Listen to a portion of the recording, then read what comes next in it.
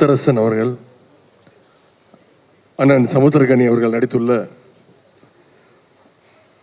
அரிசி படத்தினுடைய ட்ரெய்லர் மற்றும் பாடல்கள் வெளியீட்டு விழாவில் கலந்து கொண்டிருக்கக்கூடிய தமிழ்நாடு காங்கிரஸ் மாநில தலைவரும் சட்டமன்ற உறுப்பினருமான அண்ணன் திரு செல்வ பெருந்தகை அவர்களே, எனக்கு முன்பு வாழ்த்துறை வழங்கிய மறுமலர்ச்சி திராவிட முன்னேற்ற கழகத்துடைய பொதுச் செயலாளர் அண்ணன் வைகோ அவர்களே, விடுதலை சிறுத்தைகள் கட்சியினுடைய தலைவர் நாடாளுமன்ற உறுப்பினர் எழுச்சி தமிழர் அண்ணன் திருமாவளவன் அவர்களே, இந்திய கம்யூனிஸ்ட் கட்சியினுடைய மாநில செயலாளர் அண்ணன் வீரபாண்டியன் அவர்களே, இந்திய யூனியன் முஸ்லீம் லீக் தலைவர் பேராசிரியர் ஐயா காதர் மொய்தீன் அவர்களே, மனிதநேய மக்கள் கட்சியினுடைய அமைப்பு செயலாளர் அண்ணன் புதுமடம் அலீம் அவர்களே, சிபிஐ எம்எல் மாநில செயலாளர் அண்ணன் பழ ஆசை தம்பி அவர்களே, நாடாளுமன்ற உறுப்பினர் அண்ணன் செல்வராஜ் அவர்களே, இயக்குனர் நடிகர் அண்ணன் சமுத்திரகனி அவர்களே, விடுதலை சிறுத்தைகள் கட்சியினுடைய சிபிஎம் இயக்கத்தைச் சேர்ந்த அண்ணன் திரு சண்முகம் அவர்களே, விடுதலை சிறுத்தைகள் கட்சியினுடைய துணை பொதுச் செயலாளர் அண்ணன் வன்னியரசு அவர்களே, சட்டமன்ற உறுப்பினர்கள் அண்ணன் எஸ் பாலாஜி அவர்களே, அண்ணன் மாரிமுத்து அவர்களே, அண்ணன் ரூபி மனோகரன் அவர்களே, அண்ணன் கனகராஜ் அவர்களே, சகோதரர் திருமுருகன் காந்தி அவர்களே, மருத்துவர் ஷர்மிளா அவர்களே, திராவிட முன்னேற்ற கழகத்துடைய சென்னை மேற்கு மாவட்ட கழக செயலாளர் திரு சிற்றரசு அவர்களே, பகுதி கழக செயலாளர் அண்ணன் மாப்பா அன்புதரை அவர்களே, திரு வினோத் வேலாயுதம் அவர்களே, அண்ணன் அகஸ்டின் பாபு அவர்களே, அண்ணன் நுங்கை VS ராஜ் உள்ளிட்ட வந்திருக்கக்கூடிய கழகத்துடைய நிர்வாகிகளே, IUML பொதுச் செயலாளர் அண்ணன் முகமது அபுபக்கர் அவர்களே, மருத்துவர் அண்ணன் ரவீந்திரநாத் அவர்களே, சகோதரி சாந்தி உள்ளிட்ட நிகழ்ச்சியில் கலந்து கொண்டிருக்கக்கூடிய அனைத்து தோழர்களே, தயாரிப்பாளர் திரு சண்முகம் அவர்களே,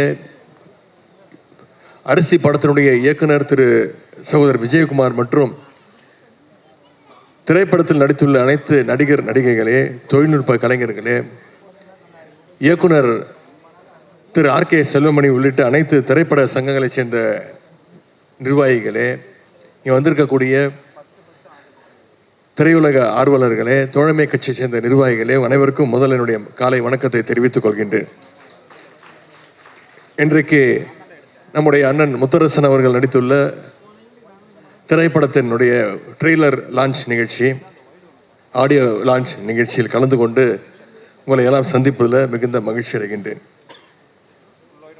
முதல்ல இந்த திரைக்குழுவினருக்கு நம்முடைய பாராட்டுக்களை நான் தெரிவிச்சுக்கிறேன். ஏன்னா பொதுவாக இந்த மாதிரி ட்ரெய்லர் லான்ச்சஸ், ஆடியோ லான்ச் நிகழ்ச்சிகள்லாம் மிக பிரம்மாண்டமாக அதாவது ஒரு ஸ்டார் ஹோட்டலில் நடத்துவாங்க, அப்படின்னா ஒரு மிகப்பெரிய ஒரு திரையரங்கத்தில் நடத்துவாங்க.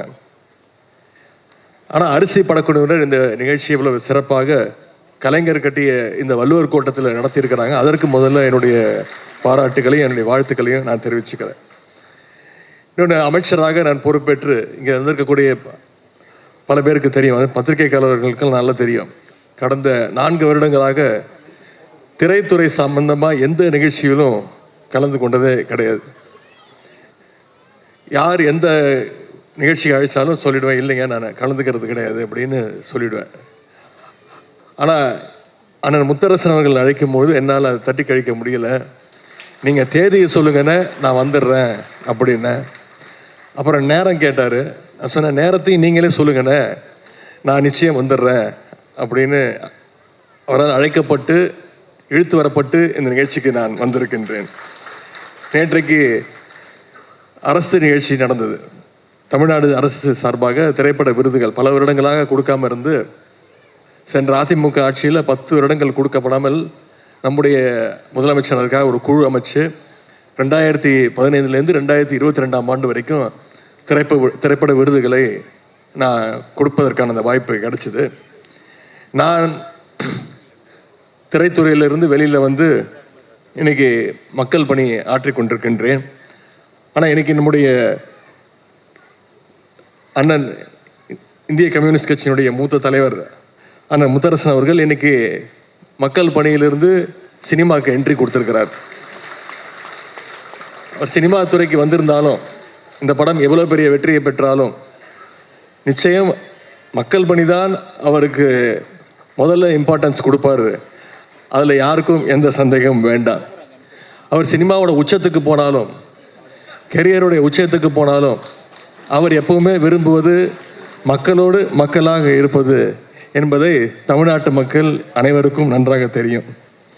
அரசியலிருந்து சினிமாவுக்கு வந்திருக்கக்கூடிய அண்ணன் முத்தரசன் அவர்களுக்கு நானும் சில காலம் திரைத்துறையில் இருந்தவன், முன்னாள் திரைத்துறையில் இருந்தவன் அப்படிங்கிற வகையில் என்னுடைய வாழ்த்துக்களை நான் தெரிவித்துக் கொள்கின்றேன். மக்களுக்காக பல ஆண்டுகள் களப்போராளியாக உழைத்தவர் தான் அண்ணன் முத்தரசன் அவர்கள். இப்போ திரையிலும் மக்களுடைய உரிமைகளை அந்த உரிமையோடு பேச வந்திருக்கின்றார். அதுவும் இந்த படத்தில் குறிப்பாக சிறப்பாக விவசாயியாக அவர் நடித்திருக்கின்றார். அவர் அந்த போஸ்டர், இந்த ட்ரெய்லர், பாடல்களை எல்லாம் பார்க்கும் பொழுது இயல்பிலேயே ஒரு விவசாயிங்கிறதுனால விவசாயியாக நடித்திருக்கிறார் என்பது சொல்வதை விட ஒரு விவசாயியாக அவர் வாழ்ந்திருக்கிறார் என்று சொன்னால் அது நிச்சயம் அது உங்களால் ஏற்றுக்கொள்ள முடியும்.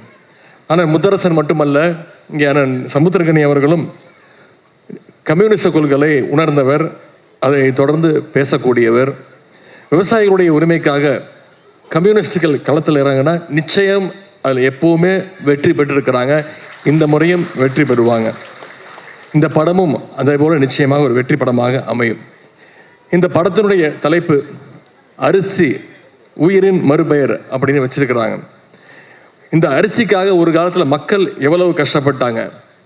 பண்ணையாளர்கிட்ட வாழ்க்கை முழுக்க அடிமையெல்லாம் இருந்தாங்க.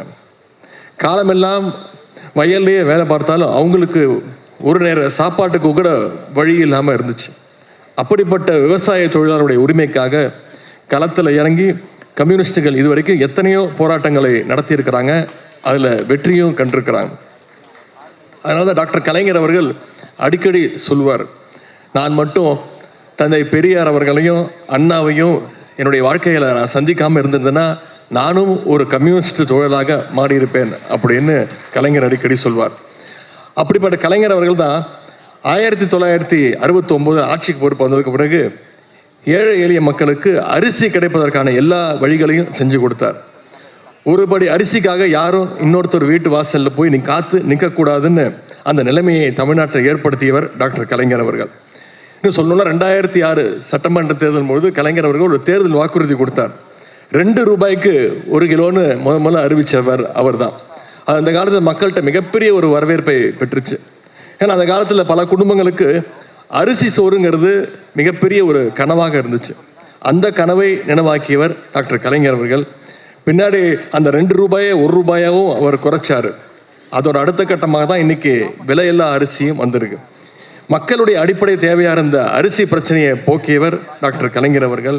எனவே அந்த வகையில் விவசாயிகள் உரிமைக்கான இந்த படம் நிச்சயம் வெல்லும் அப்படின்ற அந்த நம்பிக்கை எனக்கு இருக்கின்றது. அண்ணன் முத்தரசன் அவருடைய அரசியல் களப்பணியும் அதே போல கலைப்பணியும் மேன்மேலும் சிறக்கட்டும்னு உங்கள் அனைவரும் சார்பாக நான் வாழ்த்துகின்றேன். இந்த திரைப்படத்துடைய தயாரிப்பாளர்கள், கலைஞர்கள், இயக்குனர், தொழில்நுட்ப கலைஞர்கள் அனைவருக்கும் நம்முடைய அனைவரின் சார்பாக என்னுடைய வாழ்த்துக்களை கூறி இந்த சிறப்பான வாய்ப்பை ஏற்படுத்தி கொடுத்த அண்ணன் முத்தரசன் அவர்களுக்கு என்னுடைய நன்றியை தெரிவித்து விடைபெறுகின்றேன். நன்றி, வணக்கம்.